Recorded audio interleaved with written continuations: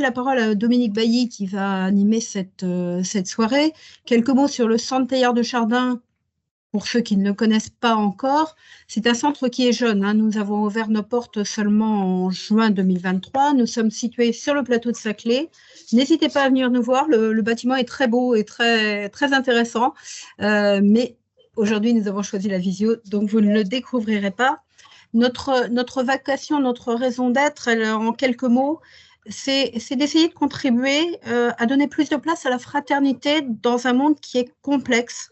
Donc, aider à mieux comprendre les évolutions de ce monde, notamment celles qui sont pilotées par ou éclairées par la science et par la technologie, et voir comment des questions philosophiques, éthiques ou spirituelles résonnent, évoluent, s'amplifient ou trouvent des réponses par ces évolutions. Alors, nous le faisons par des conférences, des tables rondes, des soirées, des rencontres avec des invités comme ce soir, mais aussi des formations, des ateliers, des choses différentes. N'hésitez pas à regarder notre site et à vous abonner à notre newsletter. Vous aurez toutes les infos. Alors, le CTDC, donc le Centre Teilhard de Chardin, est soutenu par plusieurs acteurs de l'Église catholique, diocèse et jésuites. Évidemment, nos propositions ne sont pas réservées aux chrétiens. Elles sont largement ouvertes à tous, aussi bien en parole qu'en participation. Nous ne recevons aucune subvention publique, donc si vous pensez intéressant que le Centre Teilhard de Chardin existe, n'hésitez pas à nous soutenir. Là aussi, rendez-vous sur notre site, vous avez toutes les infos. Alors, pour essayer de vivre sa raison d'être, donc le Centre Teilhard de Chardin s'appuie sur des groupes de réflexion sur différents thèmes, notamment le groupe de réflexion Sciences et Entreprises qu'anime Hugues Dunoyer. Je ne sais pas si Hugues est connecté, s'il peut se montrer. Voilà. Et Dominique Bailly.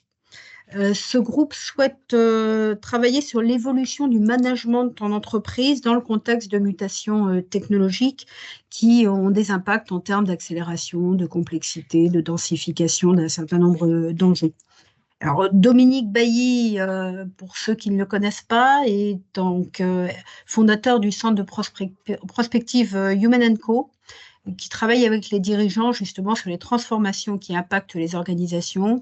Il a une expérience riche et diversifiée dans les secteurs de la haute technologie, du conseil international, des services publics, mais également de l'économie sociale et solidaire. Donc, profil voilà, qui le met à même d'éclairer les évolutions et les enjeux. Donc, je lui passe la parole pour qu'il puisse nous présenter la soirée et notre invité Marc Grassa, que je remercie à nouveau. Au revoir. Merci Catherine, mais vous restez avec nous, hein, je crois. J'écoute avec attention. Oui, merci beaucoup. Je salue la présence d'Hugues Dunoyer. Hein. Bonsoir Hugues, qui donc, anime bonsoir Dominique. Ce groupe de travail, et puis Dominique Desgaux aussi, hein, qui est le patron du centre, qui est également avec nous. C'est une belle soirée qui s'annonce avec Marc Grassa. Donc je vais lui passer très rapidement la parole, mais peut-être vous donner le déroulement prévu pour ce soir. J'espère qu'on est, on va essayer de rester dans les temps. Une introduction que nous faisons actuellement, intervention de Marc juste ensuite pour une durée de l'ordre de 45 minutes. Donc, on ouvrira les échanges aux alentours de 19h50 à peu près, hein, 19h50, 19h55, et on clôturera la séance vers 20h30. Je me propose de vous donner quelques indications un peu pratiques que je vous propose de respecter.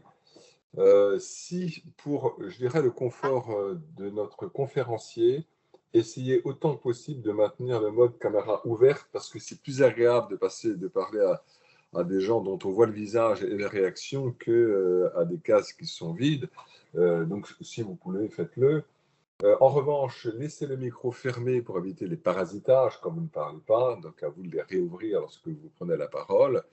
Pendant l'intervention de Marc Grassin, n'hésitez pas à poser vos questions sur le chat. C'est la fonctionnalité discussion hein, qui vous permet de poser vos questions. Une fois que Marc Grassin aura effectué son intervention, eh bien, pour prendre la parole, vous avez deux possibilités. C'est de manière préférable d'utiliser le signe main levée que l'on trouve dans les rubriques en bas hein, de votre écran pour demander la parole, sans oublier d'enlever ce symbole une fois que vous aurez pris la parole. Et puis, ou alors d'écrire vos questions sur le chat et je tâcherai, moi, de les lire en permanence et de vous donner la parole. Voilà pour la recommandation pratique. Je voulais également, avec Hugues, Catherine et Philippe Bénard, vous présenter rapidement ce qui va suivre ensuite cette conférence qui entame en fait tout un cycle que le Centre Théard de Chardin souhaite mettre en place sur le thème entreprise et spiritualité. Donc nous vous en faisons l'annonce un petit peu en avant-première. Prendre ces deux thèmes, entreprise et spiritualité au sens large, donc entreprise c'est aussi les organisations de manière plus générale, et spiritualité c'est au sens large, ça ne se résume pas à la religion, mais ça ne l'exclut pas naturellement non plus. C'est un cycle qu'on va dérouler en 2024 et 2025 en une série de séances, format séminaire, donc avec 20 à 30 participants inscrits. Chaque séance permettra d'aborder un angle spécifique, comme par exemple le fait religieux en entreprise ou la question de la raison d'être, etc., avec l'intervention d'experts ou de grands témoins, alternance entre des séances avec intervenants et des séances où on va travailler ensemble pour en tirer un certain nombre d'enseignements. À la fin du cycle, une publication sera réalisée dans un format qui reste à définir. Les séances se tiendront à distance et en présentiel.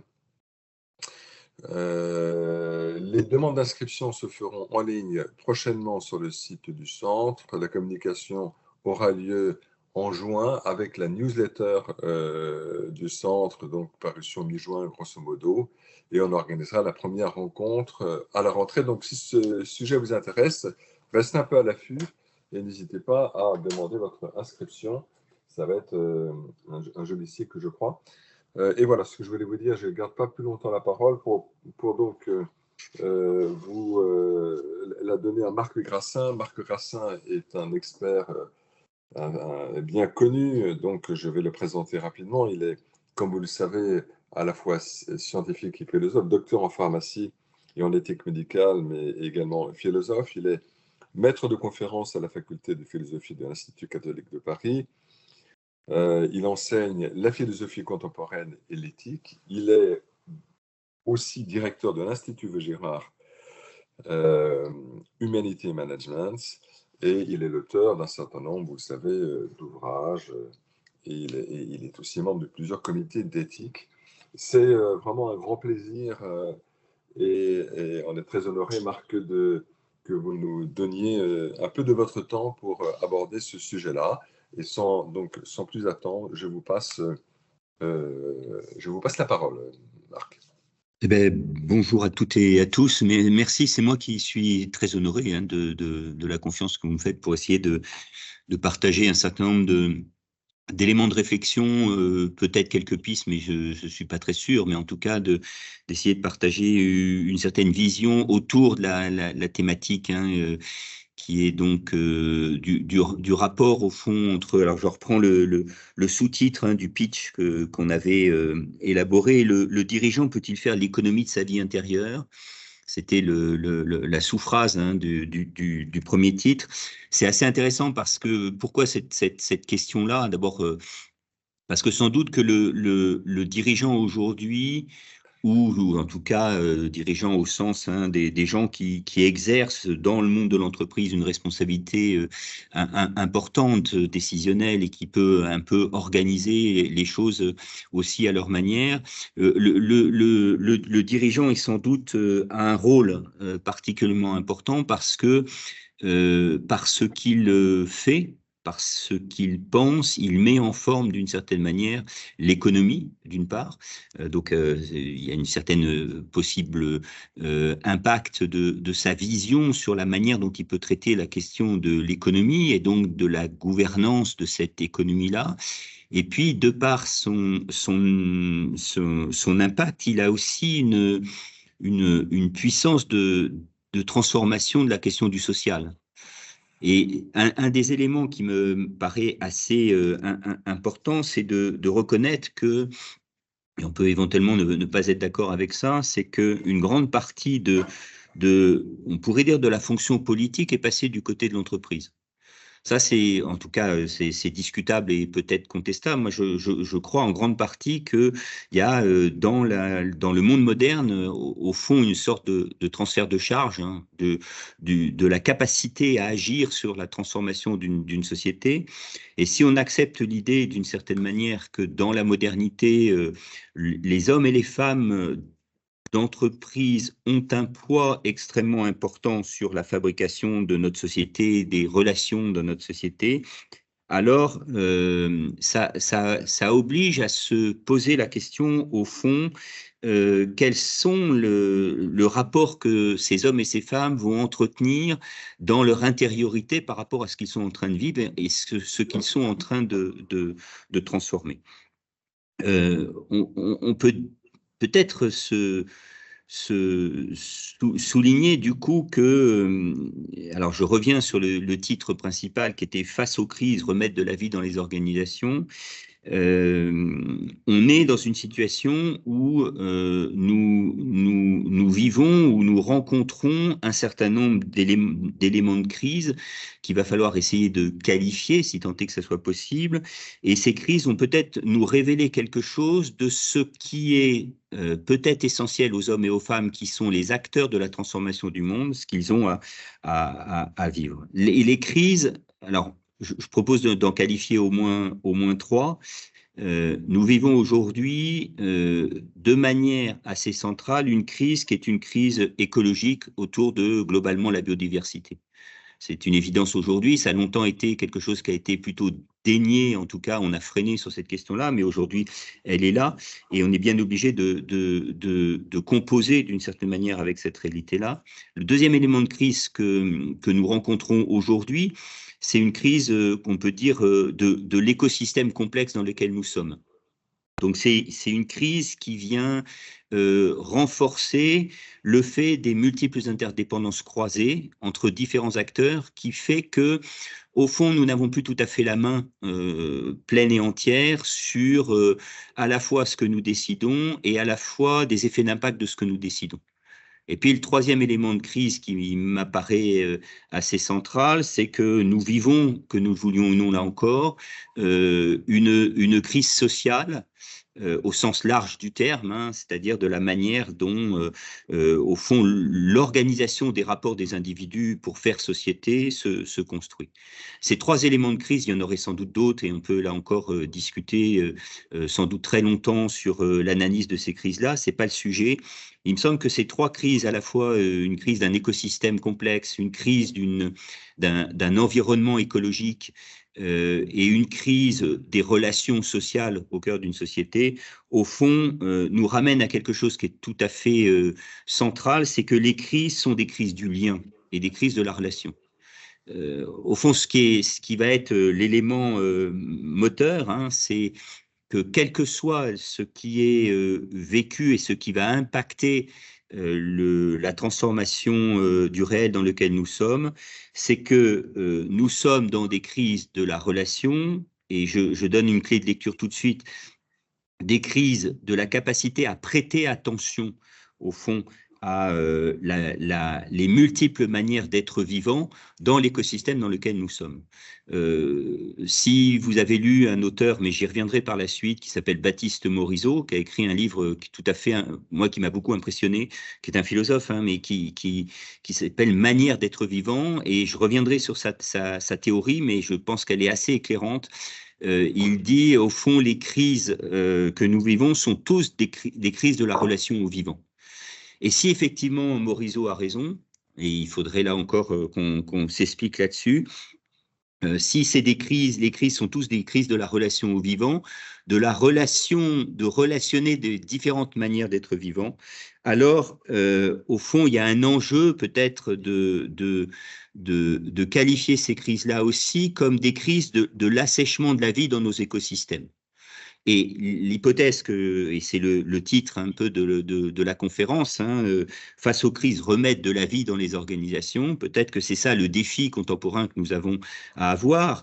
Lorsque nous avons une capacité de transformation du réel dans lequel nous sommes, est-ce que, au fond, nous portons et nous prêtons attention au vivant ou à la vie dans ce que nous sommes en train de faire? Et c'est là où il y a un lien, évidemment, avec la question sous-jacente du dirigeant, peut-il faire l'économie, au fond, de sa vie intérieure?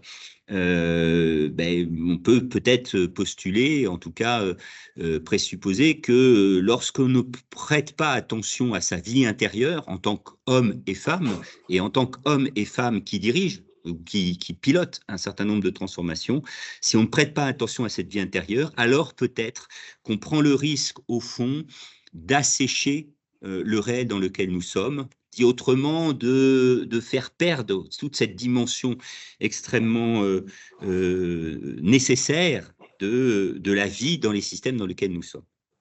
Alors, si j'essaie de définir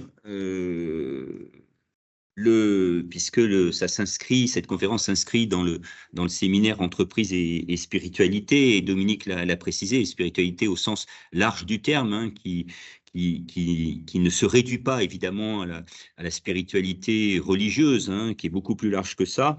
On peut dire que au fond, le spirituel, c'est quelque chose qui va toucher à l'intériorité des individus, et moi je préfère presque le terme d'intériorité que le terme de spirituel, parce que il dit quelque chose du lieu où ça se cache. D'une certaine manière, le spirituel, c'est à l'intérieur, hein, et c'est en creux au fond, et c'est dans l'intimité au fond de la raison et des cœurs des individus, au fond, la spiritualité. Alors je voudrais donner, ou proposer tout au moins une certaine définition assez simple de ce qu'on pourrait qualifier le spirituel. Elle n'est pas orthodoxe ou académique, hein, mais peut-être qu'au fond, c'est peut-être tout simplement ça, le spirituel. C'est une interrogation et un triple rapport de la relation à soi, de la relation aux autres et de la relation au monde. Au fond, c'est ces trois éléments-là, hein, qui sont là évidents dans les existences des hommes et des femmes que nous sommes. Nous sommes toujours pris dans cette tension constitutive, hein, fondatrice au fond, et irréductible, hein, d'établir un rapport à soi, c'est-à-dire une relation à la représentation, le vécu de ce que je suis, en même temps une relation aux autres, et on voit bien que du coup, dès que je me pose la question du rapport à l'autre, c'est aussi d'une certaine manière la question du rapport à soi, et puis du rapport au monde de manière beaucoup plus large, c'est-à-dire à cette espèce d'écosystème complexe sur lequel je n'ai pas la main. Donc on peut dire que d'une certaine manière, le spirituel, c'est ce lieu un peu mystérieux de chacun d'entre nous, hein, où nous questionnons à la fois en termes par une approche, on pourrait dire réflexive, mais aussi pratique. Et le spirituel n'est pas simplement de l'ordre de la réflexion, elle est aussi de l'ordre de la pratique, hein, de ce que nous faisons, c'est-à-dire c'est l'interrogation pratique et réflexive de la manière dont je me rapporte et de la manière concrète dont effectivement je me rapporte aux autres. Voilà.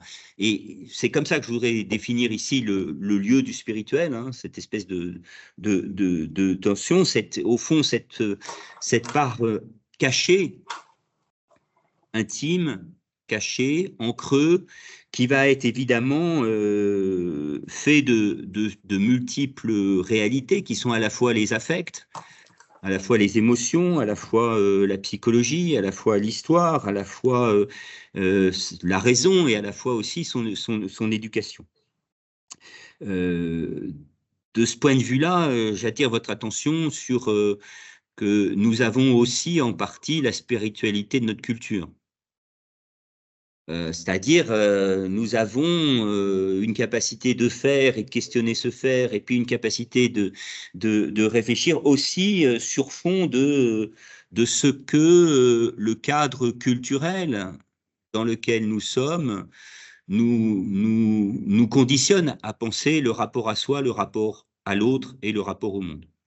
Il y a un philosophe alors qui est un néo-kantien, peu importe, mais qui s'appelle Hans Cassirer, début du siècle, qui a écrit un livre qui s'appelle Essai sur l'homme, et moi j'ai là aussi été assez impressionné. J'étais jeune étudiant à l'époque et on lisait Cassirer à l'époque, et il dit la chose suivante, il dit la culture c'est la mise en forme des rapports au monde. Ça je trouve c'est assez intéressant, c'est la mise en forme des rapports au monde. Et peut-être que la question, effectivement, de l'intériorité, du spirituel des hommes et des femmes que nous sommes, tient en pour une grande part à la manière dont nous mettons en forme les rapports au monde. Alors, je vais essayer justement de décrypter les rapports au monde dans lesquels nous sommes aujourd'hui, d'une certaine manière, et qui va peut-être conditionner ou pas le rapport compliqué qu'on peut avoir aujourd'hui entre dirigeants et spirituels ou dirigeants et intériorité, puisque quand même on est plutôt sur le fond d'une représentation où diriger n'a rien à voir a priori avec la question de l'intime de soi, d'une certaine manière. On fait le job, on rationalise et cette approche-là du réel va nous conduire d'une certaine manière à déconnecter cette part essentielle de soi à l'activité que nous exerçons dans la fonction qu'est la nôtre. Or, évidemment, nous avons sans doute à reconnecter, à recomposer d'une certaine manière cet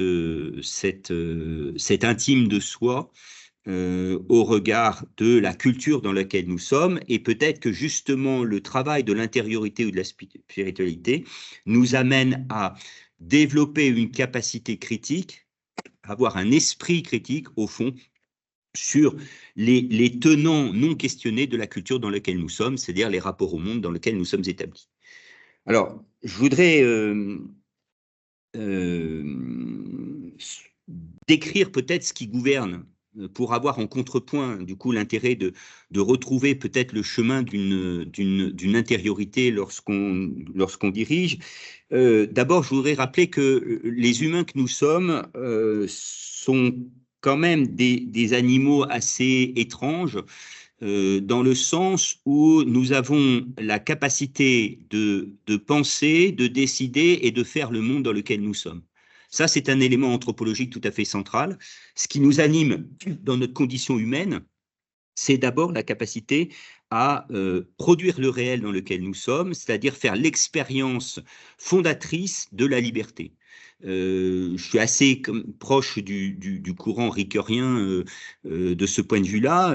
Ricoeur souligne qu'au commencement est la liberté. Pourquoi au commencement est la liberté?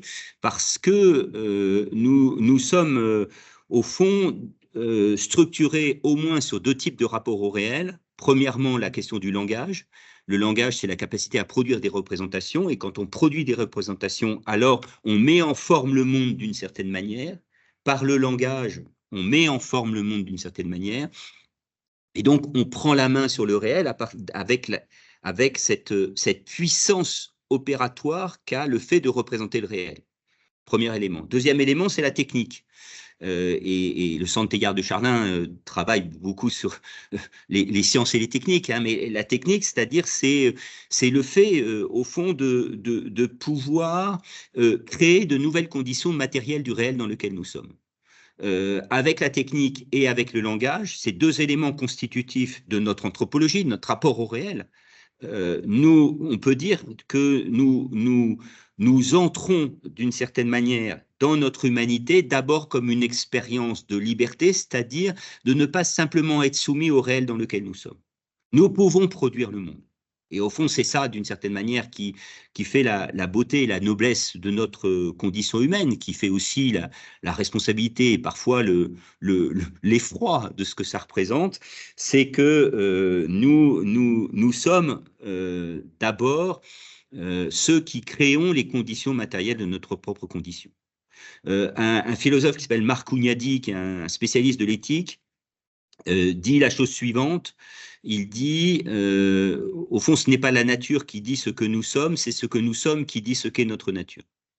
Et au fond, ça fait que traduire ça, c'est-à-dire par la puissance d'action et de la liberté et de la décision, alors, d'une certaine manière, nous créons les conditions de ce que nous avons, ce que nous devenons et de ce qu'est notre condition même.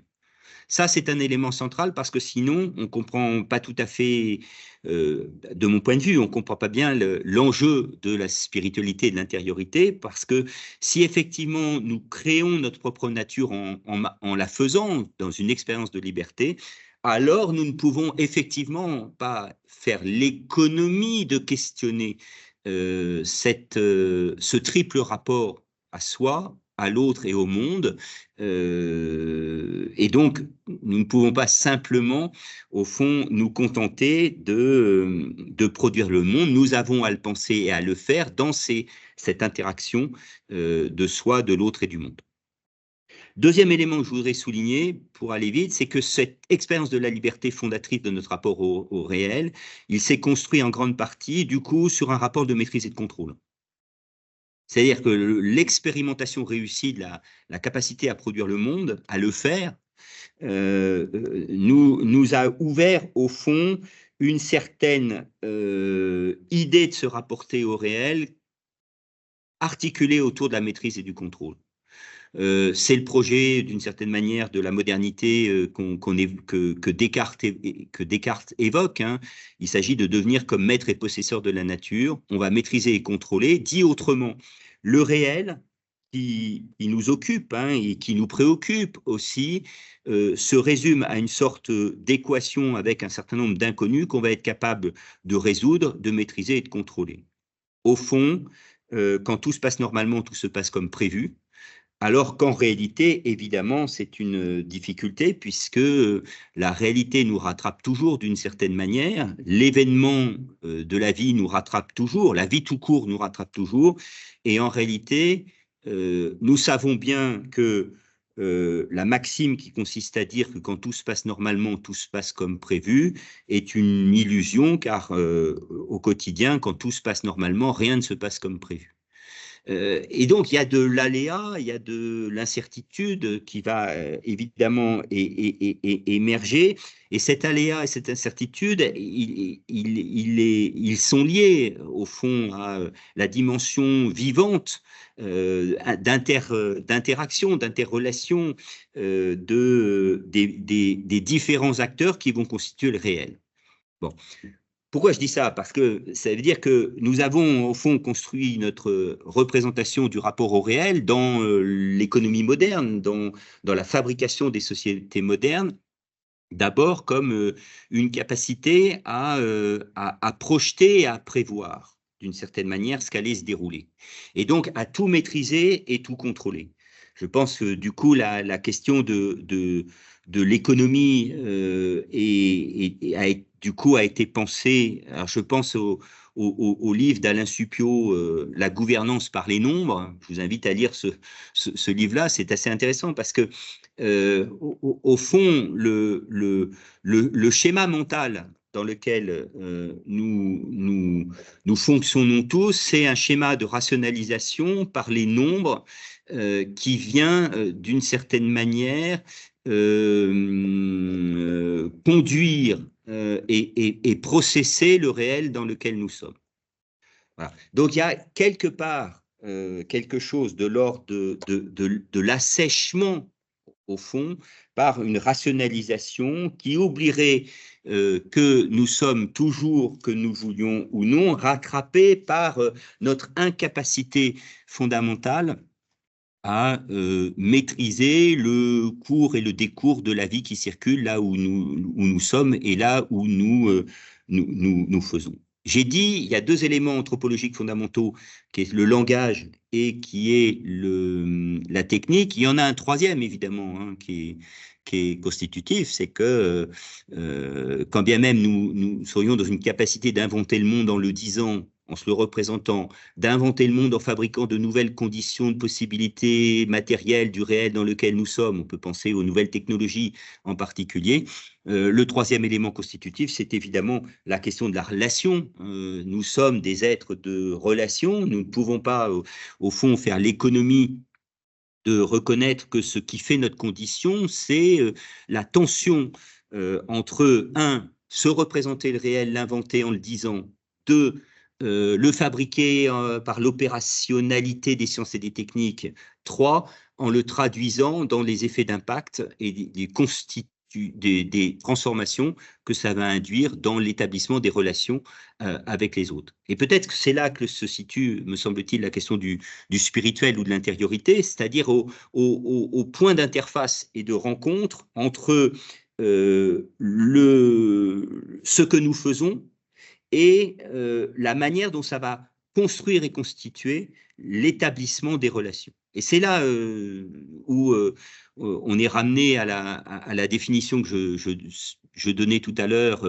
une relation à soi, une relation à l'autre et une relation au monde. Donc, on est obligé, d'une certaine manière, de re-questionner l'effet d'impact de ce que je fais, et surtout si j'ai la main et un pouvoir-faire important, à l'aune de la nature des liens que ça va constituer dans le corps social dans lequel je suis. Il me semble que c'est un des enjeux pour le dirigeant aujourd'hui. Le dirigeant n'est pas simplement celui qui va faire, il n'est pas simplement celui qui va décider, il est surtout celui qui va impacter la relation et les liens par ce qu'il va décider et par ce qu'il va faire. Et j'ai dit tout à l'heure que l'entreprise avait de plus en plus, et le dirigeant, un rôle de politique, au sens où, précisément, le politique est celui, d'ailleurs, du coup, dans la tradition philosophique, hein, est celui qui va être l'acteur qui va veiller d'une certaine manière aux bons équilibres, au fond, des relations des différents acteurs pour constituer le corps social. Alors, on pourra revenir évidemment sur cette interprétation-là, mais il faut maintenant trouver 2-3 points d'analyse en contrepoint de ça. Le premier point, c'est nous sommes une culture de la carte et il faut passer à une culture de territoire. Peut-être certains voient à quelle référence philosophique je fais. Je fais une référence à Bruno Latour, hein, qui, dans un livre tout à fait remarquable de mon point de vue, qui s'appelle « Où suis-je ?» un de ses derniers livres, hein, et un chapitre qui s'appelle « De passage de la carte au territoire ». C'est assez intéressant. Pourquoi ? Parce que, au fond, Latour dit nous avons une culture de la carte. La carte, c'est quoi ? C'est au fond un rapport au réel en 2 dimensions. C'est à plat, hein, s'il y a des gens qui aiment randonner, etc., quand on regarde la carte, pour se repérer, etc., on va se géolocaliser, repérer où on est, et puis on sait qu'on peut passer par là, etc., mais c'est à plat, c'est en 2 dimensions. Or, le réel dans lequel nous sommes n'est évidemment pas en 2 dimensions, il est en 3 dimensions, et c'est pour ça que Latour dit il faut passer du coup à une logique de territoire. Le territoire, c'est quoi ? Il dira d'ailleurs, il faut revenir au terrestre d'une certaine manière. C'est que le territoire, il est toujours un lieu qui est occupé, qui est habité par des acteurs divers et variés, alors bien sûr des hommes et des femmes, hein, bien sûr, mais pas que des hommes et des femmes, aussi des systèmes dynamiques vivants, de l'animalité, etc. Et sur le territoire, il y a déjà une occupation avec, j'essaie de croiser avec le texte de Baptiste Morisot, et des multiples manières d'occuper le territoire et d'habiter le territoire. De multiples manières, au fond, d'être vivant sur le territoire. Et donc, c'est une autre logique, parce que le territoire, c'est fait d'attachement, c'est fait d'émotions, c'est fait de pratiques, c'est fait d'interrelations, c'est fait de communautés, c'est fait de multiples interactions dynamiques qui viennent au fond mettre de la vie là où nous pourrions nous contenter de lire à plat, c'est-à-dire de lire la carte sans tenir compte de l'ensemble de ces interactions multiples et croisées. Peut-être que c'est un des défis que nous avons dans le monde de l'entreprise. Hein. D'ailleurs, du coup, l'équivalent d'une lecture cartographique de l'entreprise, c'est l'organigramme d'une certaine manière. Hein. C'est lire à plat, lire les interactions théoriques, les lieux de passage où il faut aller pour pouvoir, etc., faire les choses. Mais en réalité, nous savons tous hein, que la carte ou l'organigramme dans l'organisation ne suffit pas parce que c'est souvent, si on suit simplement la carte dans l'entreprise, en fait, on n'arrive pas toujours très bien à s'en sortir. Il faut rentrer dans les méandres du complexe de la vie, des attachements, dit Bruno Latour, des superpositions, des engendrements qu'il y a sur le territoire qu'est le nôtre.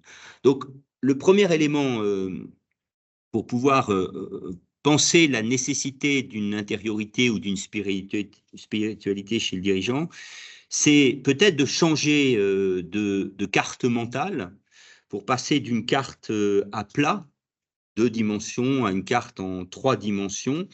Et Latour dit d'ailleurs, du coup, si on a une pensée du territoire, c'est-à-dire une pensée de la vie sur le terrain dans lequel on est, alors on est toujours à être affronté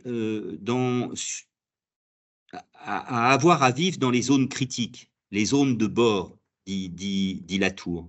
Dans les zones, au fond, d'interface, où il va falloir avoir une sorte là d'intelligence, d'analyse, d'intelligence relationnelle, d'une certaine manière, pour pouvoir faire en sorte que ça fonctionne. Latour dit dans Où suis-je ? Il faut refaire la liste des attachements. Je trouve ça assez intéressant hein, parce que l'attache, hein, être attaché d'ailleurs, du coup, la relation, si on pense la relation comme étant le lien c'est un lien d'attache au double sens du terme. Premièrement, que quand on est attaché, on est ralenti d'une certaine manière par la capacité ou l'incapacité de l'autre. Hein. On est obligé d'aller au rythme, au fond, de celui avec qui on est attaché, et puis attaché au sens aussi affectif. Il y a des attaches affectives, et on peut se poser la question, d'ailleurs, que seraient au fond les relations ou les liens si elles se défaisaient ou elles se déconnectaient complètement des liens d'affect qu'ils suscitent dans une organisation. C'est là encore, évidemment, ça vient poser la question du spirituel, hein, relation à soi, relation à l'autre et relation au monde. Cette nécessité d'une intériorité ou d'une spiritualité du décideur, du dirigeant, du manager, peu importe le terme, vient poser la question de sa capacité, au fond, à avoir une attitude, une compétence affective avec les hommes et les femmes avec qui il travaille, mais aussi avec l'écosystème complexe dans lequel il est. Le deuxième point, une fois qu'on est passé de la carte au territoire, c'est du coup, ça vient nous ramener un contre-modèle qui est le modèle de la vulnérabilité par rapport au modèle d'une anthropologie moderne de la puissance de soi. Au fond, si on est attaché, si on est lié, si on est pris dans des réseaux d'interactions multiples et croisés, alors on est dépendant et interdépendant.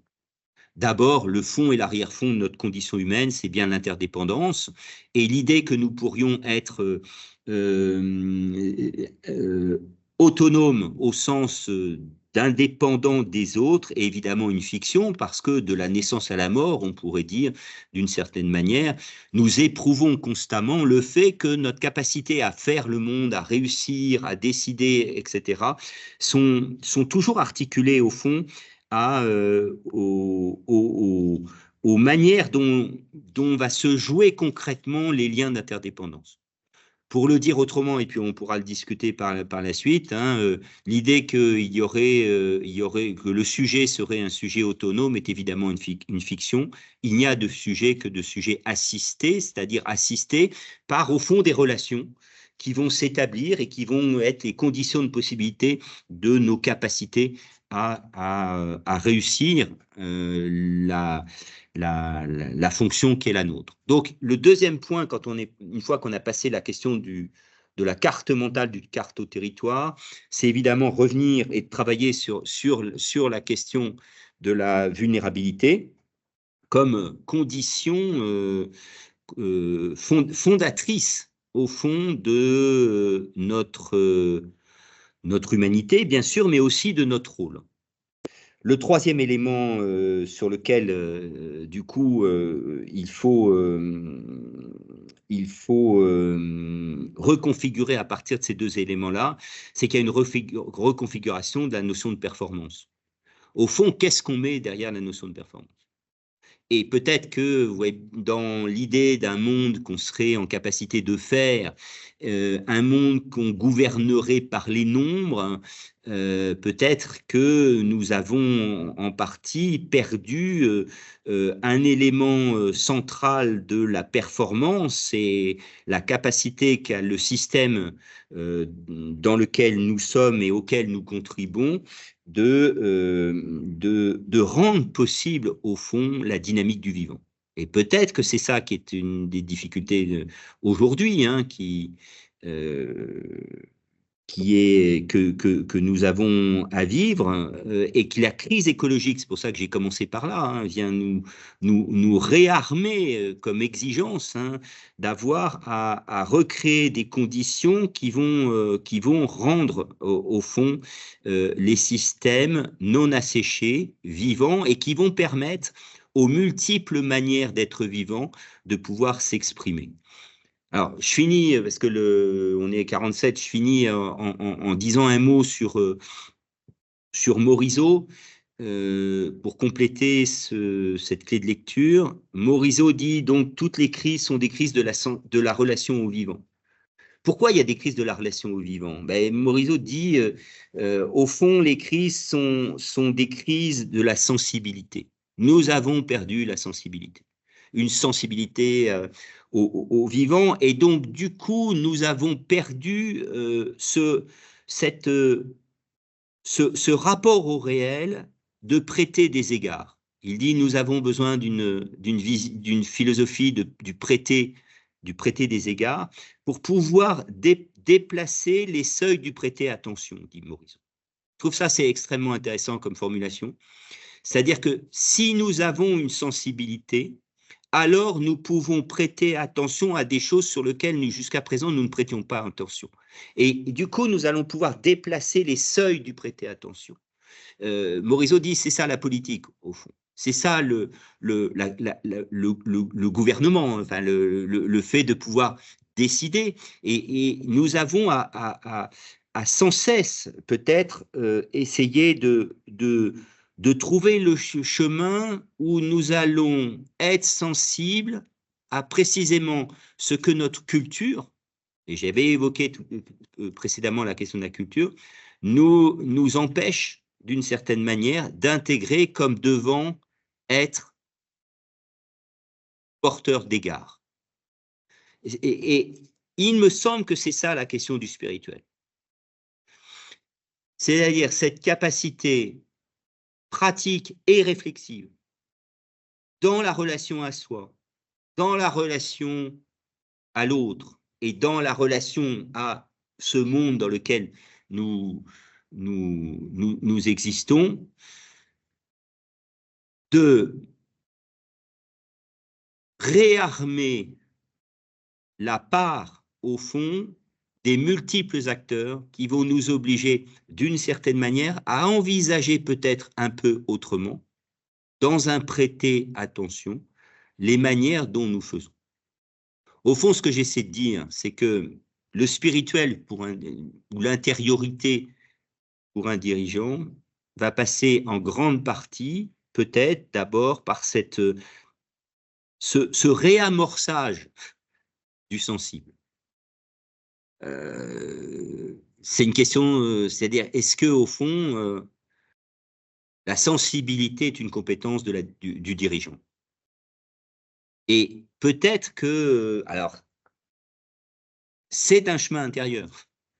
C'est un chemin qui suppose un regard, une capacité d'écoute, une capacité d'observation, une capacité d'être au plus proche d'une certaine manière du terrain, c'est-à-dire de se réancrer dans cet écosystème vivant qui nous entoure et qui nous constitue. Il y a là quelque chose qu'il faudrait sans doute peut-être essayer de creuser, alors que nous avons appris à nous désensibiliser. D'ailleurs, du coup, parfois dans les crises managériales, le réflexe que nous pouvons avoir, c'est de dire « Ah, mais t'es bien trop sensible, d'une certaine manière. » Mais précisément, la question du sensible, qui est un des éléments du chemin d'une attention vigilante aux fragiles, à l'interdépendance, est peut-être la condition la plus appropriée pour pouvoir remettre le cœur de métier de ce que c'est qu'un dirigeant d'une entreprise, de par l'effet d'impact qu'il a sur la constitution du monde, c'est de prêter attention à la vie du système dont il a la responsabilité. Voilà, je m'arrête là et puis on peut évidemment ouvrir le débat et les échanges. Merci, merci Marc. Vous nous laissez tous très impressionnés par tous ces propos. On va démarrer les échanges. Je vais laisser chacun le temps un peu de réfléchir et d'intégrer ce qui a été dit. Et je me risque à une première interpellation d'une certaine manière. Cette façon de façonner le réel, ce besoin de maîtriser la nature et la façonner, au fond, c'est quelque chose qui a bien fonctionné pendant la modernité industrielle. C'était pendant très longtemps, au fond, eh bien, ce projet dont vous parlez est un projet qui a marché. C'est un produit du progrès, c'est un progrès du progrès économique, du progrès social aussi. Ça a d'ailleurs provoqué un petit peu d'émancipation, etc. Mais, vous l'avez dit, aujourd'hui, on est en crise. Et cette crise, tout d'un coup, fait que ce réel nous échappe en quelque sorte. Il y a beaucoup d'interdépendance, beaucoup d'antagonisme, et on a du mal, du coup, à maîtriser les choses. Et pourtant, tout se passe comme si on multipliait les efforts pour contrôler davantage. Plus ça nous échappe, plus on veut contrôler davantage. Et on le voit dans les organisations, où on multiplie les systèmes qui permettent de contrôler, effectivement, de s'éloigner de la responsabilité. Et vous dites finalement, il faut faire le contraire. Il faut faire le contraire, c'est qu'il faut apprendre à ne pas maîtriser, en tout cas pas de cette manière-là. Alors, moi, ma première réaction, c'est que ça, c'est entendu, mais ce n'est pas du tout, effectivement, la culture dominante dans le management contemporain ou dans la façon dont on forme des managers. Ce à quoi vous invitez les dirigeants, qui est de se reconnecter à soi, aux autres et au monde, à aller sur le territoire, etc. C'est un chemin. C'est un chemin. Dans quelles conditions ce chemin peut-il être entrepris? Est-ce qu'il faut réformer nos systèmes d'éducation? Est-ce qu'il faut modifier effectivement la façon de voir le monde et la façon dont on voit l'entreprise? Voilà. Voilà, ça ne va pas de soi. Non, ça ne va pas de soi. D'abord, moi, je pense... Alors, je n'ai pas la réponse Mais je pense que nous sommes aujourd'hui dans une situation où il y a une bonne opportunité pour rendre visibles la réintroduction des altérités qui n'ont pas été prises en compte jusqu'à présent. La crise écologique, c'est ça au fond. C'est à tout d'un coup, je suis bien obligé d'intégrer quelque chose qui vient revisiter de manière assez complète la question du seul rapport de maîtrise et de contrôle de mon écosystème.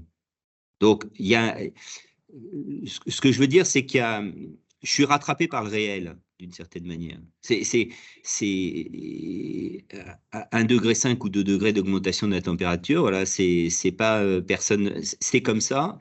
On va pas réussir à passer en dessous, très certainement. C'est là, ça s'invite, et je peux pas faire l'économie d'avoir tout d'un coup à recomposer avec ça. Bon, les crises sociales, me semble-t-il, c'est un peu la même chose, quoi. C'est-à-dire que, au fond, l'ancrage de la culture de la maîtrise et du contrôle est tel que c'est par un effet comment dire, c'est pas un effet de volonté qui va permettre de changer ce rapport-là.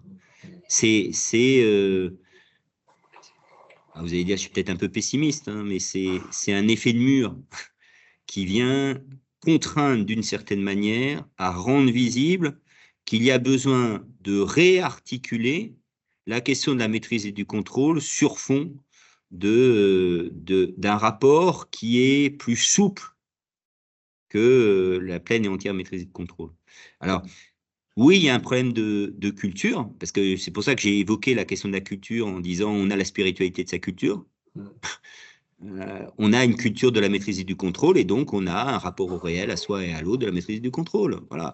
Et donc il y a à travailler sur la question de la culture. Et c'est une vraie problématique autour, à mon avis, effectivement, ce que vous évoquez, c'est la question de l'éducation, de l'enseignement, comment on vient travailler au corps et à l'esprit ceux et celles qui vont être des acteurs,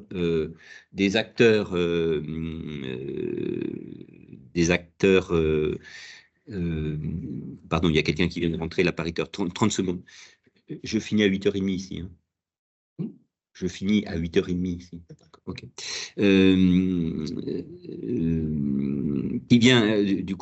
Qui vient travailler au corps les décideurs sur les effets positifs qu'ils ont à lâcher prise sur le rapport de maîtrise et de contrôle. Dans la question du management, on le voit dans un certain nombre de lieux, quoi. On peut rigidifier le management, on peut instaurer des process, etc.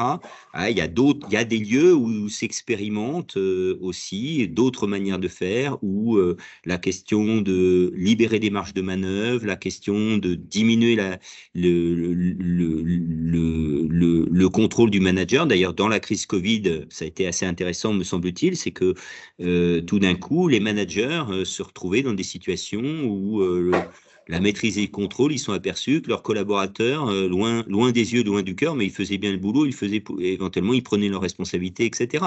Et donc il y a de l'expérientiel qui vient nous faire toucher du doigt que il y a des manières de vivre avec l'autre, il y a des manières de travailler avec l'autre qui produisent des effets positifs et de performance. Dans la maîtrise du contrôle, on s'épuise aussi. Hein. Et peut-être c'est ça qu'il faut creuser avec des dirigeants. Quoi. Alors, merci beaucoup, Marc. Je vais passer j'ai d'autres questions, mais je vais passer la parole à ceux qui m'ont demandé. J'ai une main levée de Philippe Charlot. Est-il là? Philippe Charlot, est-ce que vous avez envie de prendre la parole? Sinon, sinon, je vais donner la... Alors, Hugues, peut-être, tu peux reformuler la question que tu as Philippe posée. Charlot est réapparu avec sa main levée. Hein. Ah, Philippe Charlot, est-ce que vous êtes là? Mais il faut mettre votre micro. Ah oui, oui, absolument.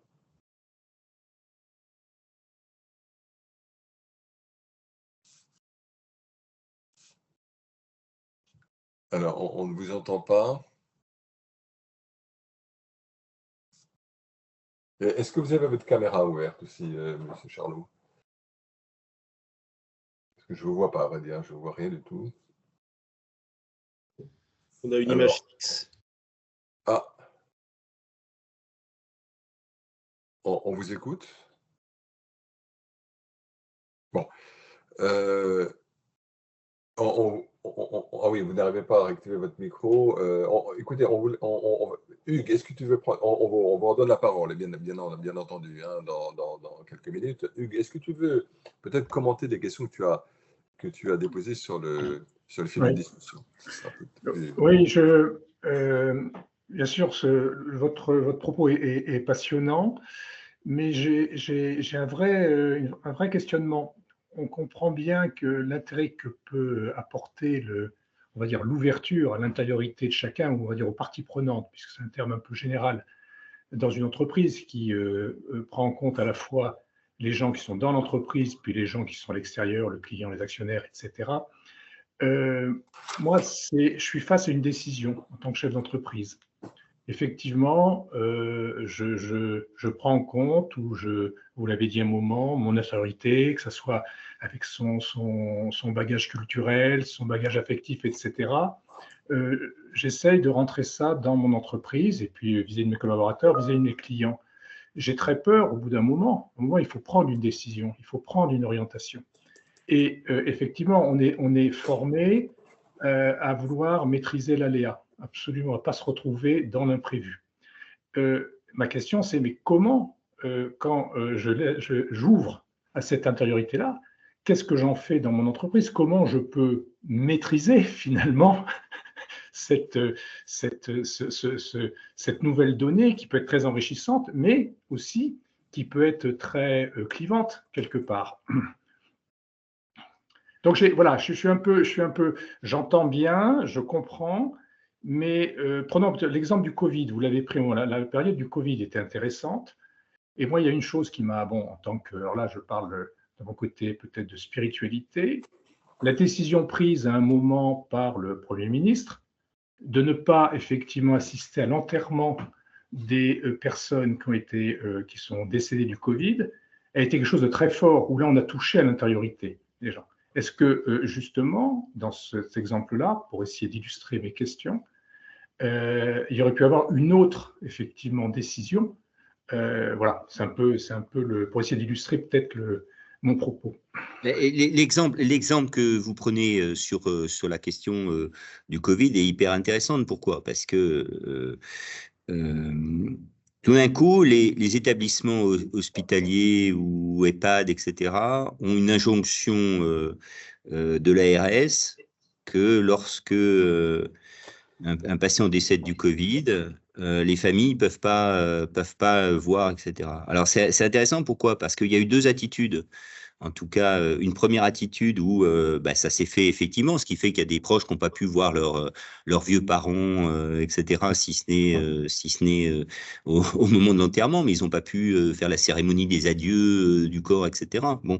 Et puis, il y a des lieux qui se sont dit, mais est-ce qu'on peut faire ça? Est-ce que réellement cette normativité dont on comprend les raisons, hein, c'est-à-dire c'est pas des décisions qui sont tombées du ciel, hein, elles étaient motivées par un certain nombre de choses. Ils se sont dit, est-ce qu'on peut faire ça? C'est-à-dire, au fond, qu'est-ce que ça va produire en termes d'effet d'impact sur la vie des individus et sur notre propre vie comme soignants et comme responsables des structures? Et il y a des lieux où ils se sont dit, ben non, nous, on n'applique pas là, on n'applique pas. Et on invente un certain nombre de systèmes. Donc, il y a des lieux où, du coup, les gens, on peut faire leur cérémonie d'adieu avec des tablettes. Il y a des gens, des proches qui ont été habillés comme les soignants et qui ont pu aller voir leurs proches, etc. Vous voyez bien, c'est-à-dire qu'au fond, ce souci de s'interroger sur comment ça vient, ma décision vient brutaliser ou pas la vie, la fragiliser ou la renforcer, c'est un élément critique de la décision. Et en fait, on sait bien que dans les lieux où l'accompagnement des morts du Covid par leurs proches a eu lieu, les soignants allaient beaucoup mieux. Les soignants ont hyper mal vécu le fait que, tiens, on a mis dans un sac directement le mort et les familles n'ont pas pu venir et pas pu voir leurs proches. Ça les a fracassés, ça, d'une certaine manière. Donc, ce que je veux dire, c'est que, bien évidemment que la question du décideur, du dirigeant, etc., il a à prendre la responsabilité de décision sur fond d'un certain nombre de critères, etc., etc. Mais la question, c'est comment je la travaille par, au fond, cette attention vigilante à l'effet d'impact et comment ça m'oblige peut-être à revisiter un certain nombre d'éléments. Pour le dire autrement, la question est une question de manière de faire. Au fond, c'est une question de style. Et ça, je pense que c'est important. Pourquoi? Parce que, d'ailleurs, l'éthique, c'est la question du comportement. L'éthique, c'est une affaire de style. La manière dont je me comporte, c'est un style. Bon, et le point décisif, c'est que quand il y a un souci de l'autre, un prêter attention, je reprends les termes de Morisot, un égard, un ancrage dans un attachement, etc., eh bien, quand bien même j'ai des décisions à prendre, elles ne sont pas vécues de la même manière. Et c'est ça qui est tout à fait déterminant. La question n'est pas tant la décision que la manière de la prendre et de l'accompagner. Et ça produit un effet. Alors, on a une culture, nous, du résultat. On n'a pas une culture du style. Voilà. Mais c'est pas la même chose selon les manières dont on fait. Moi, j'ai défendu dans le champ de la médecine, mais c'est pas le sujet ici, mais que les décisions éthiques tiennent en grande partie à la manière de faire. C'est-à-dire que c'est pas la question du résultat, c'est la manière de faire qui va être centrale. Et ça change la donne parce que quand tout d'un coup, il y a des manières qui rendent vivant ce qui est en train de...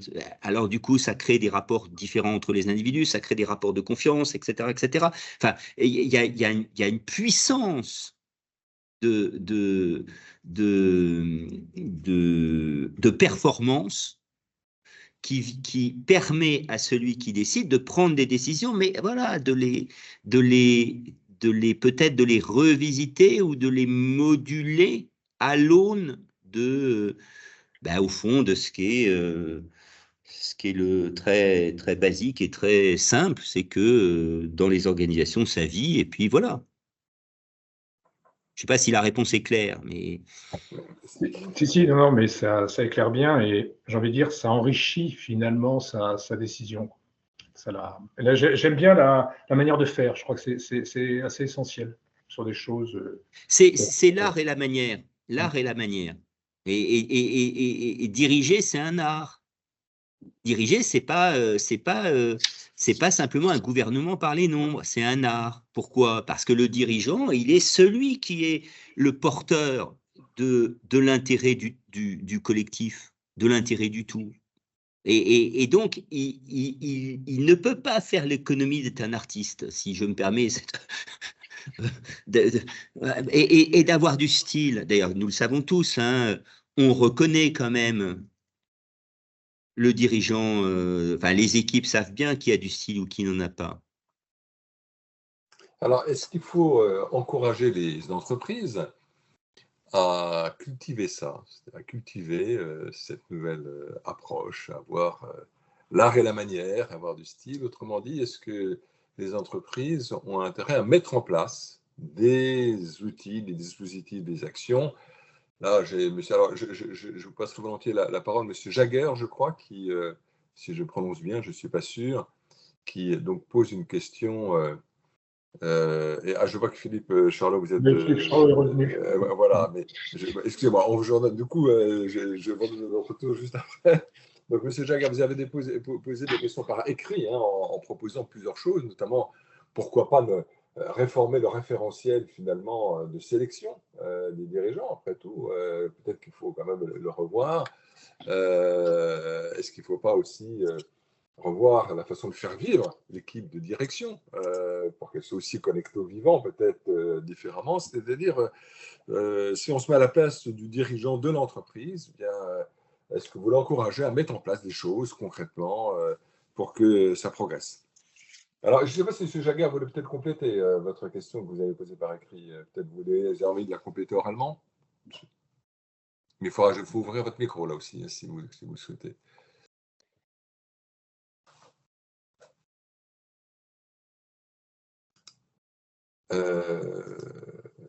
J'ai ouvert votre micro, monsieur Jagger. Ah ben non, il est refermé. Bon. Bah écoutez, ah oui, un souci de micro. D'accord. Mais écoutez, décidément, on n'a pas de chance aujourd'hui avec les micros. Vous pouvez répondre peut-être déjà avec ces éléments, Marc Gassin? Oui, je suis en train de relire ce qui a été écrit.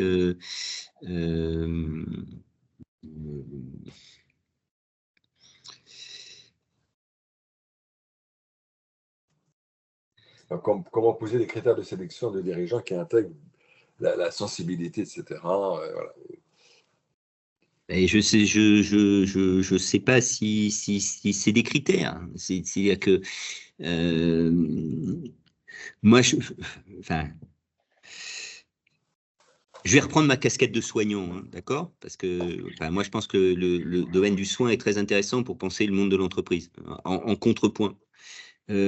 Quand il y a une situation qui humanise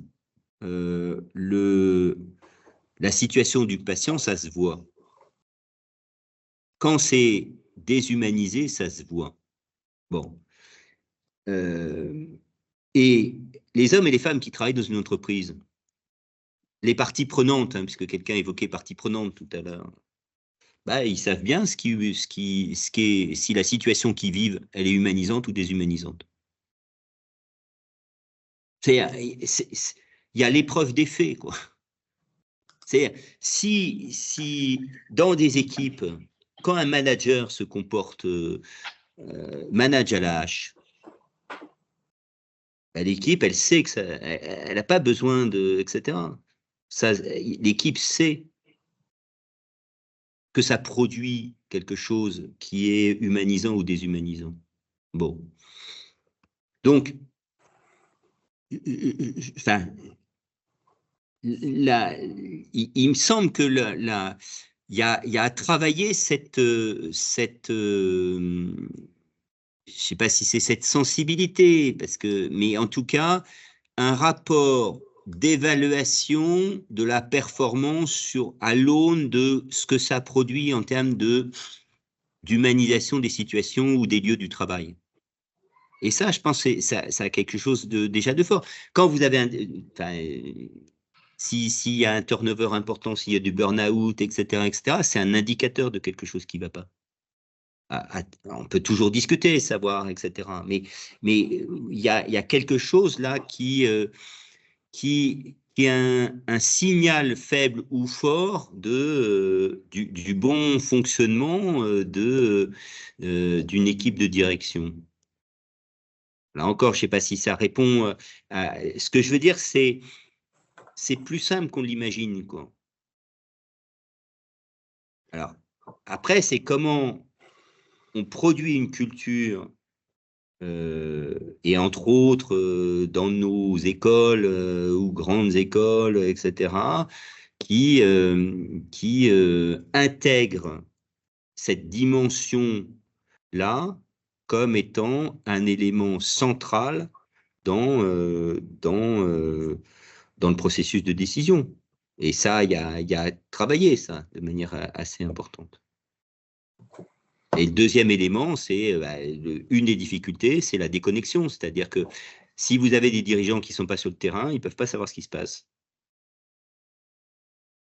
Et donc, il y a un enjeu d'être, c'est pour ça, je refais le lien avec le propos de la tour, il y a un enjeu de pas simplement penser l'entreprise en 2 dimensions, c'est-à-dire avec une cartographie, mais de la penser sur le territoire. Et c'est-à-dire d'être au cœur, qu'on le veuille ou non, c'est-à-dire les dirigeants doivent passer du temps sur le territoire, sur le terrain. C'est ça qui fait qui peut permettre d'intégrer progressivement des éléments qu'on n'intégrerait pas si nous n'y étions pas. Donc c'est comment on travaille là le dirigeant comme capacité. Je vais le dire comme ça. Je vais le dire comme ça. Puisque Morisot dit on a une crise de la sensibilité. Les sens qu'on utilise nous dans notre rapport au réel, le sens premier c'est la vue. Et d'ailleurs, du coup, c'est pour ça qu'on essaie de maîtriser et contrôler. On a des indicateurs, tac, tac, on essaie, et puis à la limite, on voit, et alors si on voit, on peut décider, quoi. Mais la vue est basse. Et vous savez, nous savons tous, dans les organisations, on voit pas grand-chose, en fait. Hein. Il se passe plein de choses. Voilà. Et donc, pour pouvoir voir efficacement, il faut en réalité travailler le deuxième sens qui est l'écoute. C'est-à-dire, ce qui va faire la capacité de voir les choses, c'est d'écouter. C'est-à-dire, ça veut dire écouter, ça veut dire se mettre en situation de se taire et d'observer. De se mettre en situation de taire les bruits, de taire les savoirs, c'est-à-dire d'accueillir quelque part ce qui émerge du terrain.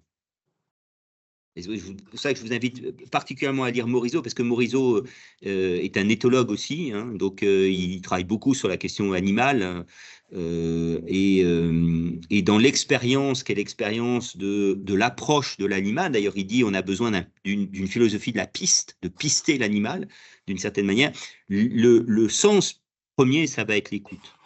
Et quand vous êtes dans un écosystème qui est habité par le monde animal, etc., alors il va falloir écouter, et c'est comme ça que vous allez pouvoir commencer à apercevoir et à voir les choses. Si vous n'écoutez pas, vous ne pouvez pas voir quand vous faites de la piste. C'est impossible. Donc, comment on éduque, comment on s'éduque à entendre, à écouter et à entendre. C'est-à-dire, ça suppose une inversion centrale. Un des grands, pour moi, un autre grand philosophe que je vous invite à lire, c'est François Julien. Il écrit un livre qui s'appelle Le sage et sans idée. C'est le titre du livre. Je vous traduis, puis on n'a pas beaucoup de temps, mais il dit le sage est sans idée, non pas qu'il n'ait pas d'idée, mais il s'en interdit a priori aucune. C'est-à-dire, la sagesse, c'est-à-dire au fond une certaine spiritualité, intériorité du rapport à l'autre, à soi et au monde, suppose d'être sans idée. Non pas que nous n'avons pas d'idée, mais nous interdisons a priori aucune. Et c'est ça, c'est le cœur au fond du spirituel. S'interdire a priori rien de ce qui émerge. Peut-être que le dirigeant, alors à un moment donné, quand on dirige, hein, quand on a des objectifs, il y a des choses, on sait des choses, tac, tac. Mais en même temps, s'il y a à décider, alors il faut cette étape qui est une étape d'abord d'être sans idée, c'est-à-dire d'entendre ce qui est en train de se produire. Pourquoi? Parce que en arrière-fond, l'idéologie sur laquelle nous sommes, c'est que le réel est transparent. C'est-à-dire qu'en fait, nous pouvons tout voir. Et si nous pouvons tout voir, nous pouvons tout pouvoir. Mais le réel n'est pas transparent, le réel est obscur. D'abord, le réel est obscur. C'est-à-dire, en fait, il est en demi-teinte, c'est un clair-obscur. La réalité qui est la nôtre de chacun d'entre nous dans les lieux dont nous sommes, c'est d'abord un clair-obscur. Nous avons une capacité de voir, de le rendre un peu transparent, mais sur fond de quelque chose qui est de l'ordre d'un peu du mystère. Et donc, il va falloir travailler le sens de l'écoute. L'écoute pour mieux voir. Et ça, je pense que c'est C'est assez central. Donc, ça veut dire qu'il faut permettre aux dirigeants de se poser. Il faut une culture de la pause pour pouvoir entendre. Faut un peu de courage, là, parce que... Mais oui, mais vous savez bien, je vais filer une métaphore, parce que nous sommes dans des situations où nous accélérons sans cesse. Bah oui. Oui. On accélère sans cesse. Il y a des processus, on est pris dedans, on ne peut pas faire autrement, etc. etc. Et si on n'est pas dans le rythme de l'accélération, hein, on ne peut pas tenir, au fond, les choses.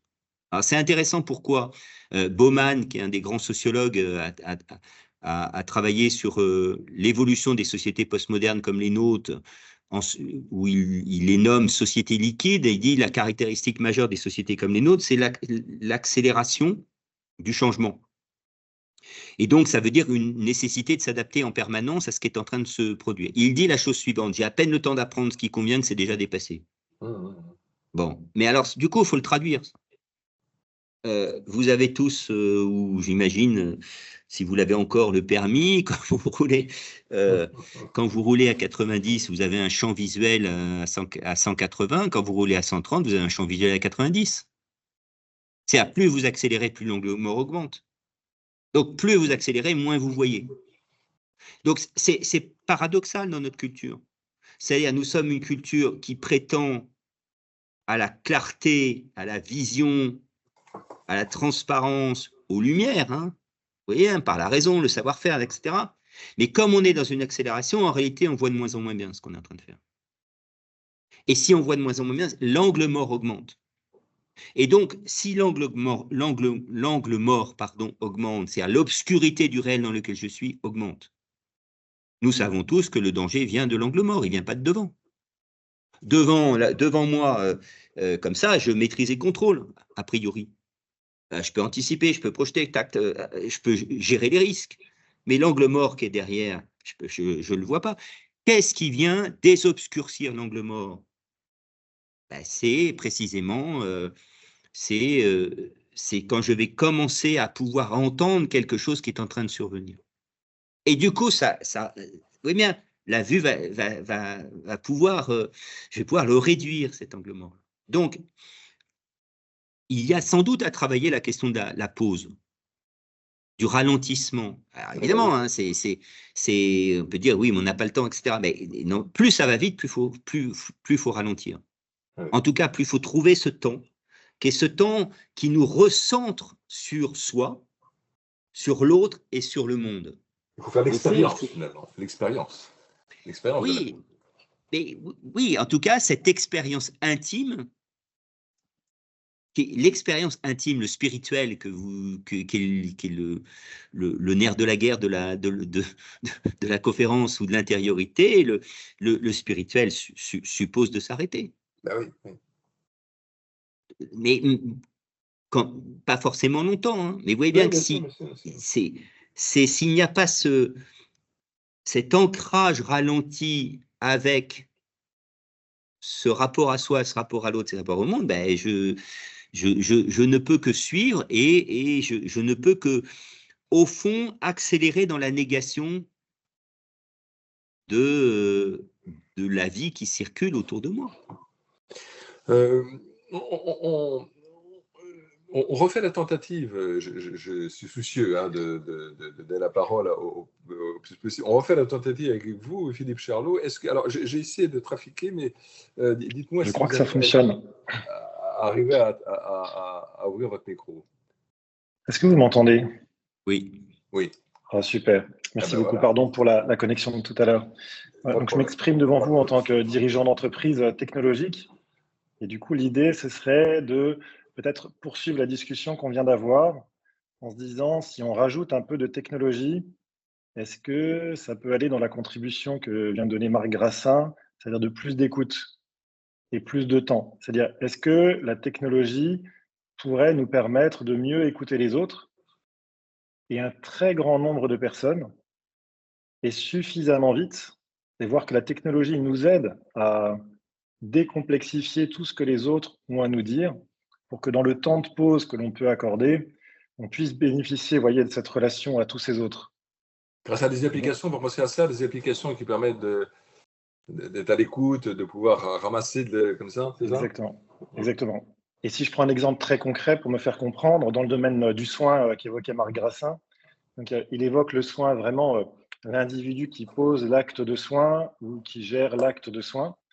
Et par exemple, on peut aussi prendre du recul et réfléchir à un système plus méta ou tout simplement raisonner en système et se dire les parties prenantes, par exemple, qui veulent mettre sur le marché une radiothérapie très innovante. Vous voyez, qui vont par exemple tirer autant de rayons en 3 séances plutôt qu'en 25 ou en 30. Bon, bah, du coup, on espère en fait avoir tout compris de comment ça fonctionne et puis mettre en place un protocole de soins qui va bien et puis faire en sorte que tout ça soit financé correctement. Mais dès lors qu'on commence à parler de ce type de sujet, imaginez la complexité pour celui qui pense de tenir compte de tous les tenants et aboutissants de la technologie, de l'organisation qui va être mise en place, des conséquences sur les patients. Ça veut dire en fait une grosse capacité d'écoute de toutes les parties prenantes, on utilisait déjà le terme tout à l'heure, qui vont avoir lieu dans ce processus en fait de radiothérapie très innovante. Et donc avec une technologie, on est capable par exemple de réexprimer le protocole de soins vu non pas de un point de vue, 2, 3, 10, mais peut-être 100 ou 200. Et du coup, je parle d'expérience parce qu'on a fait ce travail chez nous. Et quand on nous a confié le sujet, on a demandé quel était le protocole de soins pensé par la France. On nous a dit, il n'y en a pas. Chacun fait comme il veut dans son centre libéral de radiothérapie. Donc, en tant que citoyen, on n'était pas très à l'aise, vous voyez. Mais on a dû proposer une grille de lecture qui venait d'un grand nombre d'informations, en l'occurrence qui venaient du web.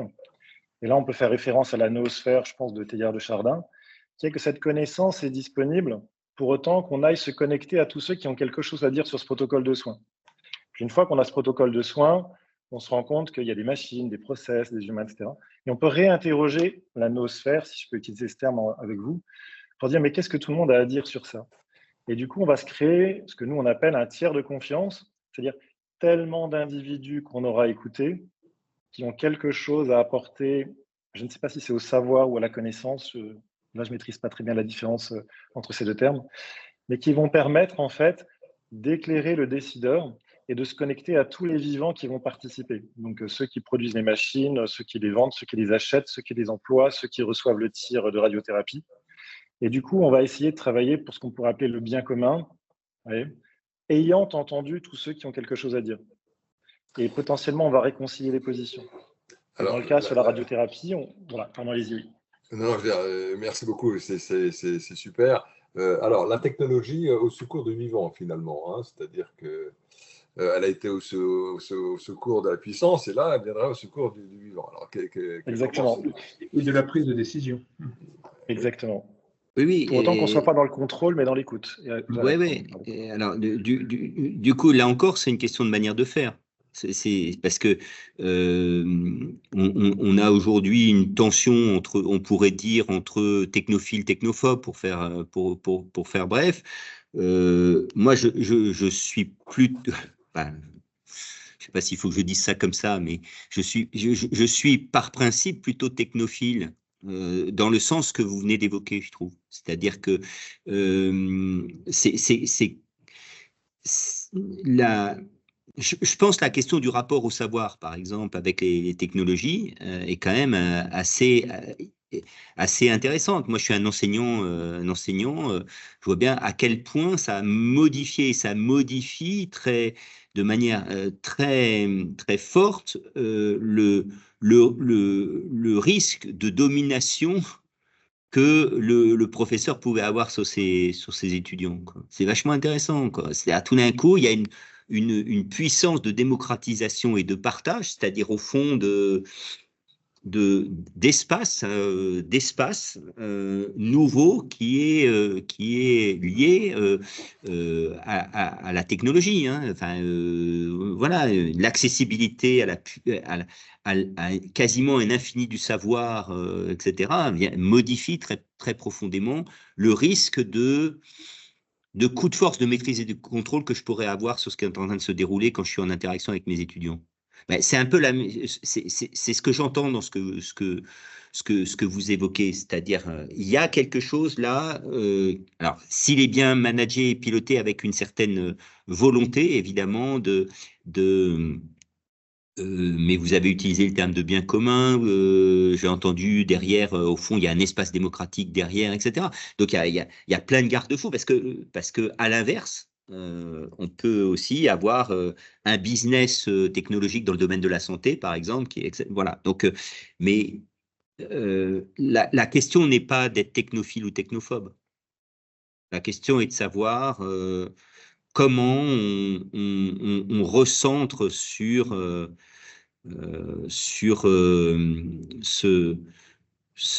cette reconnaissance qu'il n'y a pas de possibilité d'avancer durablement si nous ne fabriquons pas quelque chose de l'ordre d'un commun. Et le commun, c'est l'acceptation de ne pas avoir la main, mais que nous ayons ensemble quelque part la main. Voilà. Alors c'est un peu naïf de le dire comme ça, hein, et je crois profondément que la technologie, l'IA par exemple, est une ressource tout à fait fabuleuse pour ouvrir des espaces. Et en même temps, il y a des inquiétudes évidemment légitimes, et puis il y a des travers, etc., etc. Bon. Une petite précision, si je peux en un instant ou pas. Bien sûr, si on a le temps. Ouais. Bien sûr, allez. Ouais. Dans le rapport au savoir, il y a est-ce que je challenge le professeur par un autre professeur qui serait ChatGPT ou un prêt-à-penser, c'est-à-dire une machine technologique, peu importe son nom, qui va digérer de l'information sans que je connaisse ses sources, ses dates, la manière de procéder, etc. Ou est-ce que, donc à l'image de ce que disait Teilhard de Chardin sur la noosphère, c'est l'ensemble de la connaissance de toutes les parties prenantes qui m'intéressent, et donc je trouve un moyen technologique d'aller interroger ces différentes parties prenantes, en les interrogeant, en découvrir encore d'autres et m'autoriser justement à intégrer le fait que j'ai de toute façon pas entendu tout le monde, et donc je vais réitérer, vous voyez, au fur et à mesure où j'apprends, et je vais respecter ces points de vue-là. Et quand je vais prendre une décision, je vais essayer de tangenter les attendus de toutes ces personnes-là, vous voyez, dans une logique peut-être de consensus fort. C'est-à-dire pas le plus petit dénominateur commun, mais aller me donner la capacité de ne pas me faire intermédier par une technologie qui va me dire voilà comment tu devrais penser, voilà le résumé qui te ferait gagner un temps fou, mais en fait on ne sait pas comment c'est fabriqué. Mais au contraire, une technologie qui expose à cette complexité, cette diversité du vivant, des points de vue, et qui permet ensuite aux dirigeants de, en toute conscience, vous voyez, un discernement très fort, de dire ah oui, en fait, quand je vais faire ça, ça va impacter telle et telle personne, tel et tel écosystème. Voire cet écosystème pourrait me nourrir, donc moi-même j'ai une énergie moins forte à mettre en jeu, parce qu'en fait il y a déjà tout un tas de choses qui sont à l'œuvre, et c'est OK. Et vous voyez, mais du coup ça suppose un rapport multidimensionnel. Vous voyez, c'est plein de liens à créer avec plein de personnes. Et la technologie peut permettre d'accélérer ça si elle est construite dans ce sens-là. Et j'arrête de parler. Pardon. Est-ce que finalement c'est un peu la spiritualité augmentée, Marc Grassin? Pas mal, oui, je suis d'accord. Alors, bon, si vous le permettez, parce que on arrive au bout là, mais moi j'avais une dernière, je n'ai pas envie qu'on s'arrête avant de vous interroger sur un dernier point, qui est qu'on a beaucoup parlé de puissance et de maîtrise, mais vous avez aussi, Marc, évoqué la liberté. Au commencement était la liberté. Je dis ça, c'est parce que le dirigeant il est confronté à l'accélération, mais il est aussi confronté à une demande de liberté partout. C'est-à-dire où les individus souhaitent être le plus libres possible de choisir leurs objets de consommation, leurs relations de travail, leur genre, leur façon de nourrir. Et voilà. Est-ce que ces besoins de liberté ne doivent pas être un petit peu aussi interrogés? Oui, la question de la liberté, c'est toujours la question, non pas de c'est la question de l'interrogation sur la limite que j'y mets. Au fond, l'expérience que nous avons, elle est, enfin, de notre condition humaine, elle est incroyable, quoi. C'est-à-dire que de l'âge de pierre à à ce qu'évoque Philippe là sur le Oui, technologisme, etc. Enfin, on est des démiurges, des autocréateurs d'un monde, etc. Ce qui est une bonne nouvelle. Hein. Je vais faire un clin d'œil théologique. C'est une bonne nouvelle. Hein. C'est-à-dire qu'il y a pas de doute là-dessus. La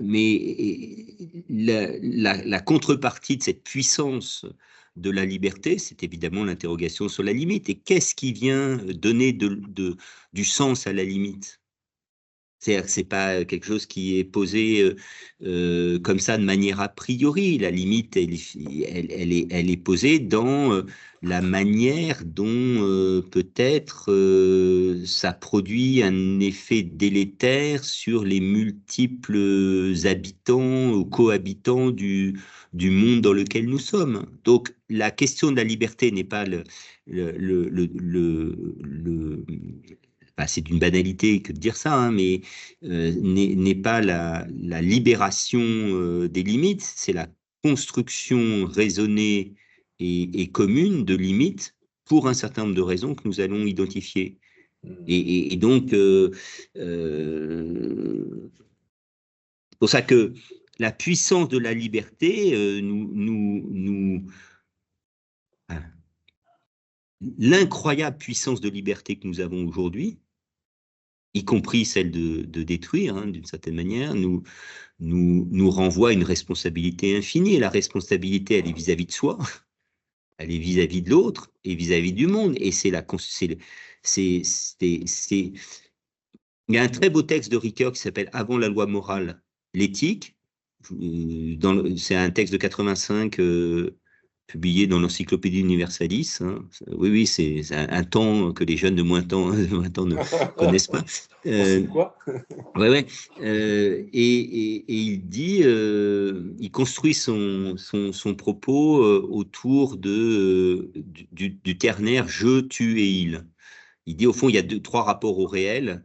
On commence par le je, c'est-à-dire je me pose comme liberté, je me crois libre, dit-il.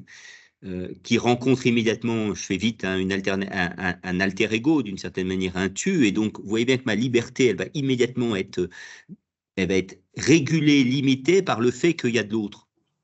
C'est-à-dire, le fait qu'il y ait de l'autre, je suis obligé de me limiter, quoi. Et ça n'enlève rien à la liberté. La condition de ma liberté, c'est le fait que je me limite parce que le tu doit être considéré comme aussi un être libre. Donc, je suis obligé de me réguler. Et il dit, il y a un troisième pôle qui est le pôle du neutre, le il. Le il, c'est quoi? C'est au fond la norme, la loi. C'est-à-dire, au fond, il y a quelque chose qui est au-delà de ce que j'ai envie, du désir, de ma puissance, et qui vient poser quelque chose de l'ordre de l'obligation au nom du collectif de se réguler. C'est ce qu'il appelle la norme. Voilà. Et donc, il y a toujours cette tension entre, effectivement, une culture de la liberté, de l'inflation d'une liberté et de la régulation limitée. C'est tout l'enjeu de l'éthique, hein, c'est de construire les limites à la puissance de la liberté, quoi. Donc la liberté n'est pas l'absence de limites, elle construit des limites qui vont bien à ce qui est en train de se produire. C'est pour ça que la question de la performance doit être visitée autour de la question de la durabilité du vivant. Pour ça, mon hypothèse, c'est de dire remettre de la vie dans le système. Et remettre de la vie dans le système m'oblige à limiter un certain nombre de choses. Je peux pas autrement. Revoir la performance, c'est aussi requalifier ce qui est de la valeur. Oui, c'est ça, c'est requalifier ce qui est de la valeur. C'est pour ça que j'évoquais Morisot. Il dit il s'agit de déplacer les seuils du prêter attention. Vous voyez bien, quand je prête attention ou je prête pas attention, j'accorde de la valeur ou pas de la valeur. Et nous n'avons pas accordé de la valeur à plein de choses. Et dans nos entreprises, il y a plein de choses auxquelles nous n'accordons pas de la valeur. À un moment donné, parce qu'on ne voit pas, parce qu'on ne sait pas, parce qu'on ne peut pas, etc., etc. Et vous voyez bien, la crise écologique, elle est intéressante parce que tout d'un coup, elle remet de la valeur à quelque chose qui était considéré comme étant simplement une ressource de productivité avec un rapport entre autres, la question de la nature et du vivant. Tout d'un coup, ça a une valeur. Eh bien, quand la biodiversité s'effondre, c'est nous qui sommes aussi en cause. Donc tout à coup, il y a de la valeur qui ressurgit, quoi. Ouais, donc il y a à quoi, et au fond, c'est la fonction du dirigeant, hein, puisque sa fonction, c'est de produire de la valeur, enfin, ou être un acteur de la production d'une valeur ajoutée, etc. Mais c'est quoi la valeur, de quoi on parle, quoi? Et le collectif, il est capable peut-être, un collectif, hein, je reviens sur le propos de Philippe, sur, etc. Le collectif, il est capable de produire de la valeur qui est inimaginable actuellement dans nos schémas mentaux, là. Tout d'un coup, peut-être que dans 20 ans, 10 ans, on verra bien que ce qu'on considérera comme une production de valeur sera peut-être pas du tout du coup, ce qu'on a imaginé. Il y a une jeune génération d'ailleurs qui est, pour moi d'ailleurs, du coup, c'est plein d'espoir de ce point de vue-là, mais c'est désespérant en même temps. Il y a une jeune génération qui dit, ben non, on met pas le même curseur sur la notion de valeur. Et c'est vachement intéressant, ça. Parce qu'ils viennent nous déconstruire, un schéma mental, une carte mentale, parce qu'ils ont compris que la vie est d'abord une vie sur un territoire vivant. Bien, écoutez, on va clôturer cette très magnifique intervention. Il est 20h40, on a un peu dépassé, et je pense que merci à vous tous, à vous toutes et à vous tous, hein, pour votre écoute et vos interventions très riches. Merci évidemment, Marc, pour vos propos. Je crois que, comment dire, j'ai le sentiment qu'on a pris beaucoup de hauteur, mais en même temps, on a pris cette hauteur dans l'humanité. Et c'est ça qui est formidable. En tout cas, c'est ce que j'en retire pour ma part.